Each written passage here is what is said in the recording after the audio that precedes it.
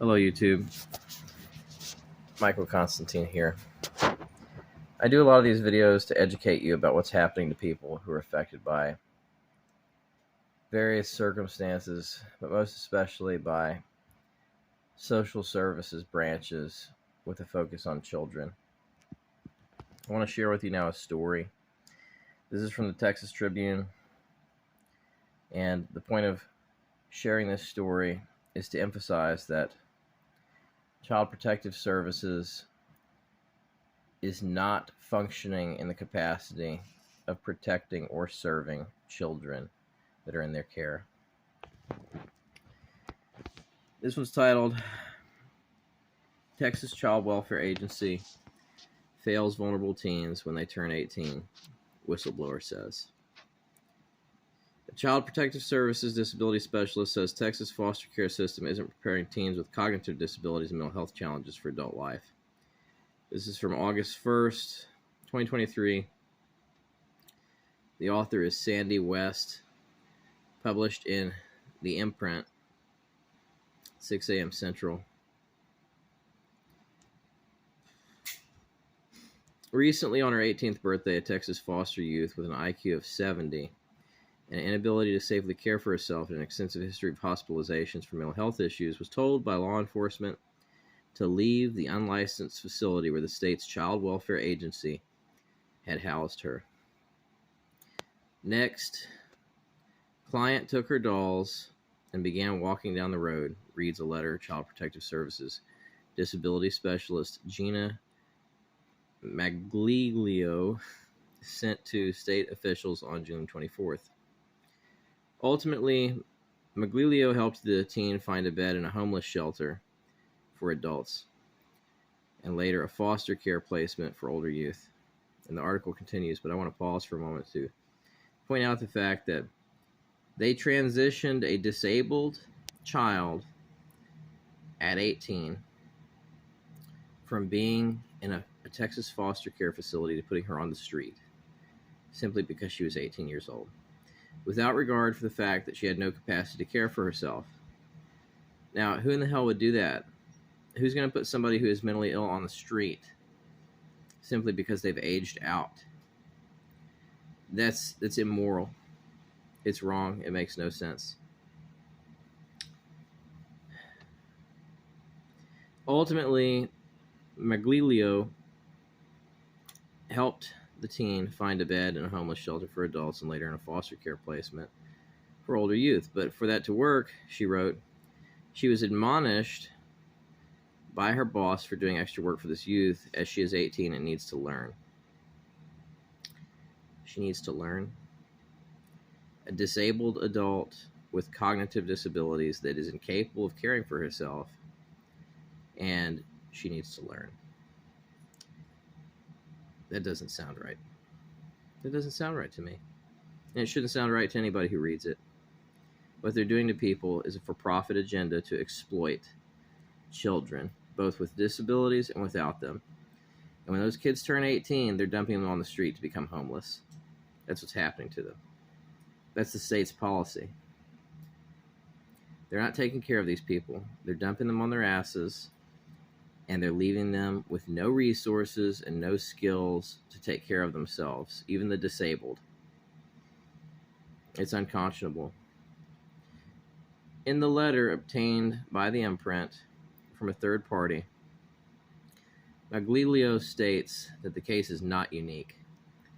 Texas foster youth with cognitive disabilities and mental health challenges housed in churches, hotels, and other unlicensed facilities as children without placement are being cast out of the system when they turn 18, leaving them in potentially dire circumstances.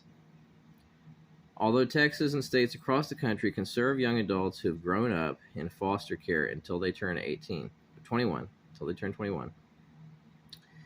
Magliglio stated that there are many children aging out of foster care with serious developmental and or mental health issues that have not been properly served by this organization.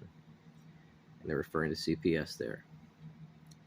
The developmental disability specialist said she feels hobbled in her efforts to properly care for these children by her agency's management staff.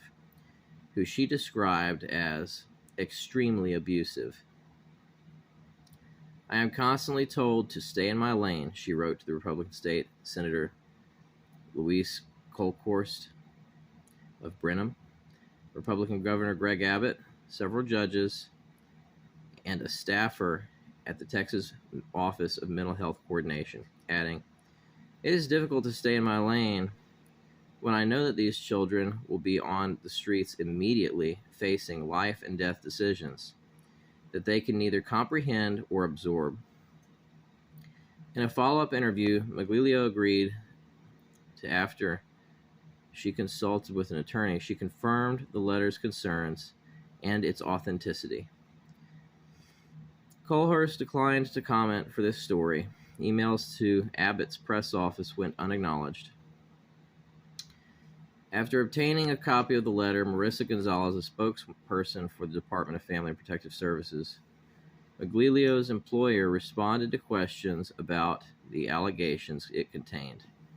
Gonzalez highlighted the state's efforts to improve care for older foster youth through privatization, its revamped reimbursement structure for service providers, and service packages that will better match young adults with the appropriate programs.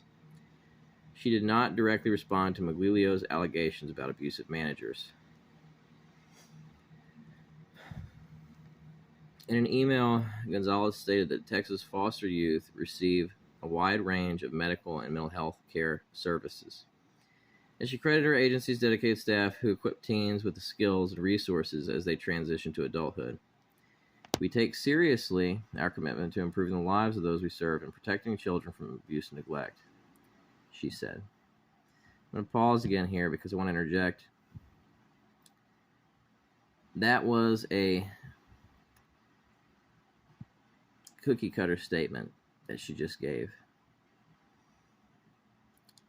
Gonzalez was just covering her ass.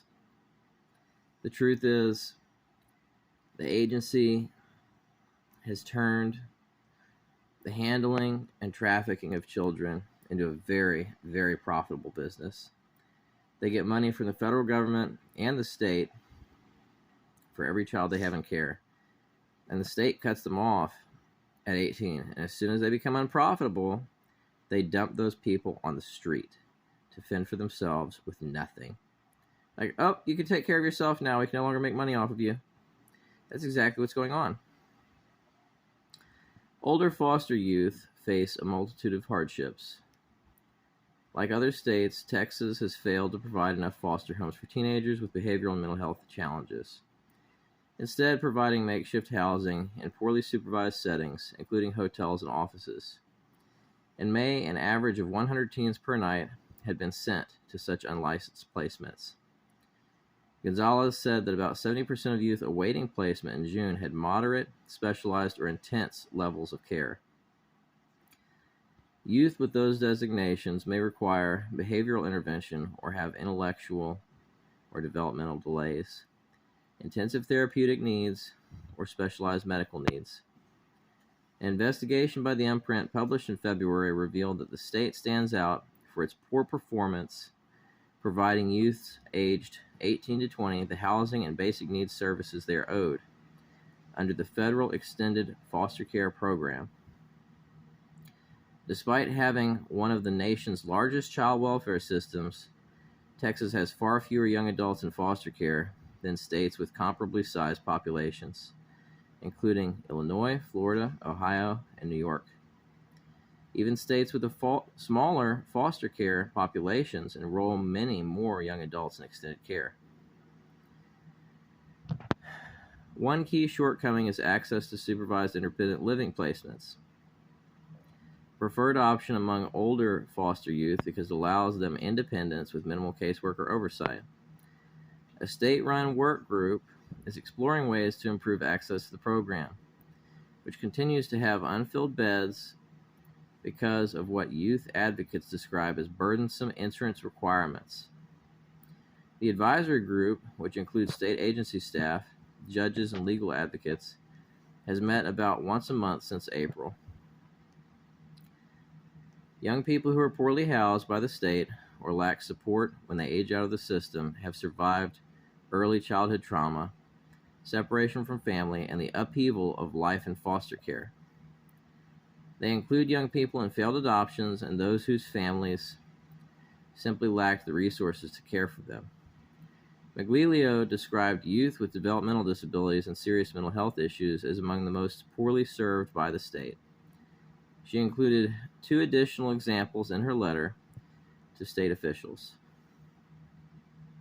In one case, an older teen struggling with homicidal ideation came into the foster system scared and pleading for help. He was placed in a state mental hospital.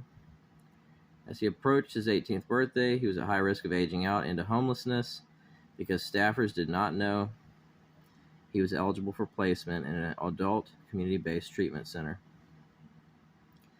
Miglilio said she and another state employee ultimately were able to secure a placement for him, where he is not in jail, nor is he victimizing others.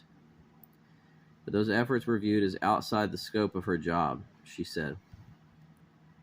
In another case, a 16-year-old who had suffered a psychotic break was first placed in a residential treatment center and then moved to a step-down facility until she turned 18.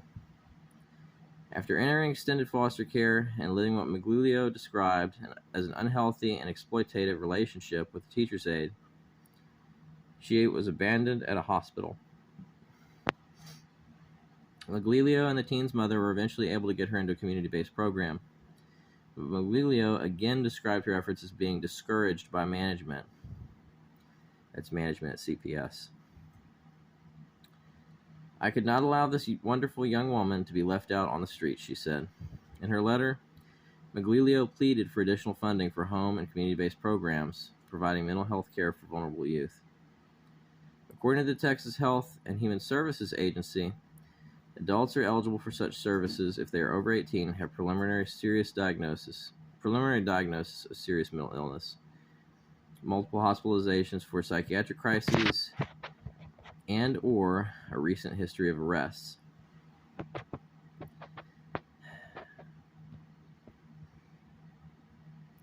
So, let's see here. In an interview with the Imprint, Miglilio expressed some optimism for improvement after recently working with CPS program specialists who connects children and young adults in foster care with mental health resources, including the state, home, and community-based services program. But she said too many young people leave the system without needed support, even when they meet eligibility requirements for state-funded programs. There needs to be something for these kids when they age out, she said. It's a huge problem. Situations Miglilio described in her letter are so accurate it hurts, said Meredith Park, supervising attorney for the foster care team at Disability Rights Texas.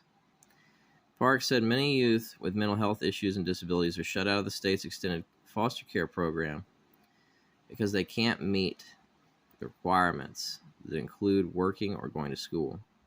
Additionally, she said that only those youth who are in a placement licensed by the Texas Department of Family Services on their 18th birthday are eligible to enter extended foster care.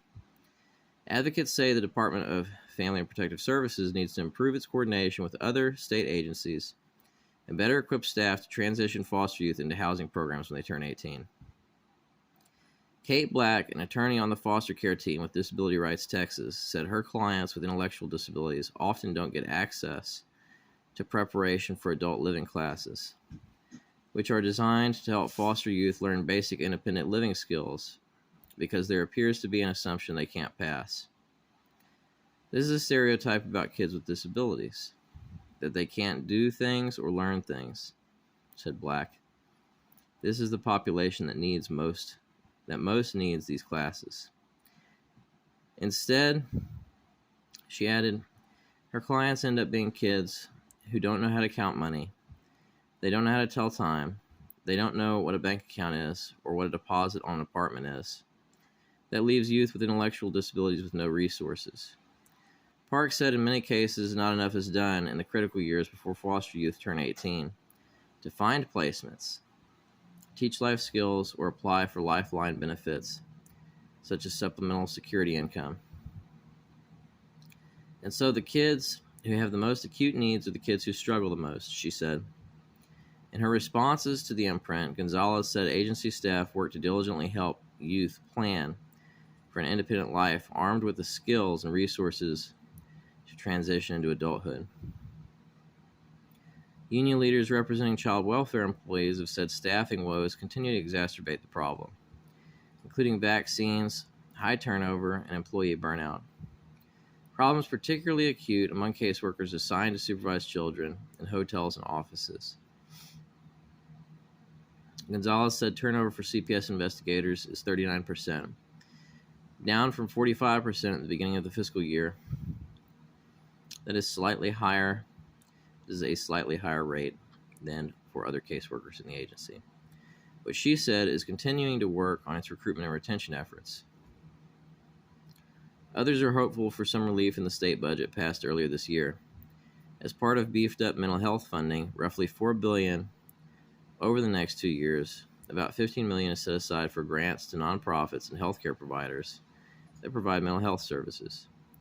About $54 million is set aside for community health grant programs. Most of those allocated funds are for adult services, which could benefit youth aging out of foster care. Some funds, albeit a smaller amount, are set aside to expand mental health programs for Texas youth.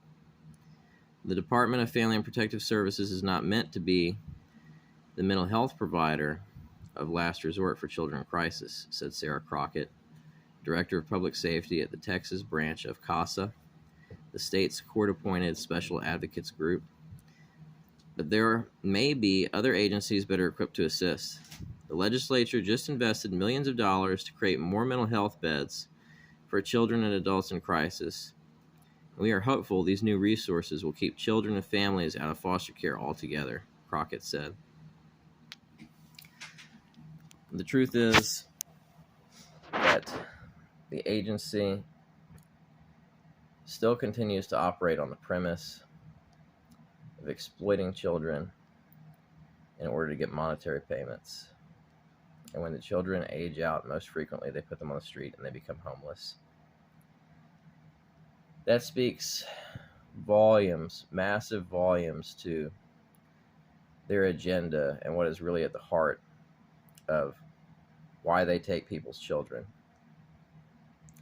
In most cases, they're not helping these kids.